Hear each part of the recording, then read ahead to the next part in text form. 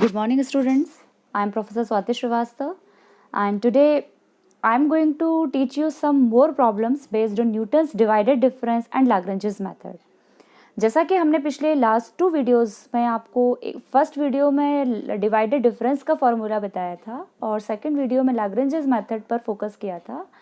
Divided difference formula और Lagrange's formula क्यों apply करते हैं इंटरपोलेशन के लिए, ये भी मैंने आपको समझाया था कि जब हमारे पास अनइक्वल डेटाज होते हैं, एक्स की वैल्यूज़ का जो आर्ग्यूमेंट्स होता है उनके बीच का डिफरेंस जब इक्वल नहीं होता है, in that case we apply Newton's divided difference formula or Lagrange's formula. So in this slide, we will discuss upon some more problems based on divided difference formula or Lagrange's formula, so that these two formula will be clarified to you people in the effective way. So we start our presentation with the first slide. As I have already written, the problems in this presentation are solved using Newton's divided difference formula and Lagrange's formula. तो यहाँ पर जो भी problems हैं वो Newton's divided difference formula या Lagrange's formula की help से सॉल्व की गई हैं। तो जैसा कि फर्स्ट क्वेश्चन आपको दिया हुआ है, F2 फाइंड करना है फॉर डेटा F0 1 है, F1 3 है, F3 55 है। तो यहाँ पर x की वैल्यूज़ हमने टेबल में लिखा, x की वैल्यू 0 1 3 है और f की वैल्यूज़ हैं करस्पॉन्डिंग 1 3 55 और हमको निकालना किसकी वैल्यू है f2, मतलब x इज इक्वल टू 2 लेना है हमको फॉर्मूले में। और ये हमने पहले आपको बताया था कि x की फर्स्ट वैल्यू को x0 बोलते हैं, करस्पॉन्डिंग जो f वैल्यू रहेगी वो f0 कहलाएगा। x1 की बात करेंगे, x1 3 है, f1 3 है, सॉरी x1 1 है और f1 3 है, और x2 की बात करेंगे तो x2 इज 3 और x2 के करस्पॉन्डिंग f2 कितना है 55 है। अब टेबल बनाया तो डिवाइडेड डिफरेंस में क्या होता है कि f की एंट्रीज का डिफरेंस तो आता है, लेकिन उसके साथ में उसको बनाने वाले जो भी आर्ग्यूमेंट्स हैं उनका डिफरेंस भी आएगा। तो 3 - 1 upon 1 - 0 that will be 2, 55 - 3 upon 3 - 1 that is 26।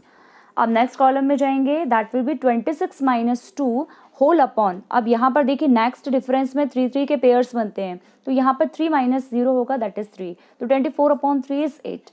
अब यहाँ पर जो वैल्यूज़ की हमने आपको बताया था, वैल्यूज़ हम f0 y की स्टार्टिंग वैल्यू से लेकर के डायगोनल वैल्यूज़ लेते हैं, अबाउट डायगोनल। तो 1 3 1 2 8 हमको लेना है हमारे फार्मूले में। हम इन वैल्यूज़ को अपने फार्मूले में रखते हैं। तो now we apply Newton's divided difference formula. हमने फार्मूला लिखा, f(x0) हमारा 1 है, x2 लेना है, x0 x1 x2 हम पहले ही बात कर चुके हैं, x0 हमारा 0 है, x1 हमारा 1 है और x2 हमारा 3 है। हमने इन वैल्यूज़ को अपने टेबल में रखा, सॉल्व करा तो हमको फंक्शन की वैल्यू 2/21 मिला। अब सेम क्वेश्चन को हम लैग्रेंजेस फार्मूले से सॉल्व करते हैं। तो सबसे पहले हमने लैग्रेंजेस का फार्मूला लिखा। I have already told you that x value is 2, x1 is 1, x0 is 0 and x2 is 3। Corresponding f values भी हमारे पास गिवन है, तो इस फॉर्मूले में हम टेबल से रिस्पेक्टिव वैल्यूज़ को सब्सटीट्यूट करेंगे, सॉल्व करेंगे, तो सेम प्रॉब्लम का लैग्रेंजेस फॉर्मूले की हेल्प से हमको आंसर मिलेगा 21। तो जैसा क्वेश्चन में आपको दिया जाए उस हिसाब से आपको करना है। मैंने आपकी प्रैक्टिस के लिए प्रॉब्लम्स का जो ओरा है उसको इंक्रीज किया है। So now we see one more example on that. We have to find f3 for the values, x values are 0 1 2 4 5 6, f values are 1 14 15 5 6 and 19। अब again first of all we are applying the Newton's divided difference formula for this problem. So for using that we will form the divided difference table. Divided difference table बनाने के लिए again first column में x value, second में f values और next column में del f और मतलब f x0 x1, फिर नेक्स्ट में x1 x2 x3 and so on, ये वैल्यूज़ आपकी आएंगी। तो करना कैसे है इसको, सेम वे 14 - 1 अपॉन 1 - 0 13। तो टेबल जिस तरह से आपको सिखाया गया, आप टेबल सबसे पहले फॉर्म कर लेंगे। After forming the table you will apply the Newton's divided difference formula. You will substitute all the entries in that. You will calculate it. That will be come out to be 10. Now we do same question by Lagrange's formula. तो formula apply करेंगे, value substitute करेंगे, solve करेंगे, again इससे आपको इसका answer 10 मिल रहा है। We move to the next problem, that is problem number 3. Find f of at 0.25 for this problem. Okay. हमको 0.25 पर वैल्यू निकालनी है। अगेन हम पहले डिवाइडेड डिफरेंस से करेंगे। डिवाइडेड डिफरेंस के टेबल बनाया हमने, और टेबल बनाने के बाद हम फार्मूला लिखेंगे, फार्मूले में अपनी वैल्यूज़ को रखेंगे, कैलकुलेट करेंगे, that will B 3.912। Okay, next problem पर चलते हैं। बाय लैग्रेंजेस फार्मूला, अगेन 0.25 पर ही हमें फंक्शन की वैल्यू कैलकुलेट करनी है, बट अब की बार हम लैग्रेंजेस फार्मूला अप्लाई कर रहे हैं।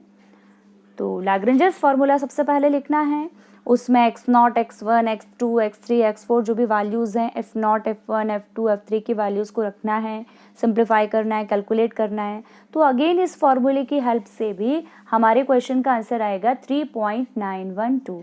तो हमने सेम प्रॉब्लम को इस तरह से अगर देखा जाए तो हमने 3 प्रॉब्लम्स लिए हैं स्टूडेंट्स, हमने 3 प्रॉब्लम्स लिया है। तीनों प्रॉब्लम को हमने न्यूटन डिवाइडेड डिफरेंस से सॉल्व किया, 3 प्रॉब्लम को हमने लैग्रेंजेस मेथड से भी सॉल्व किया है।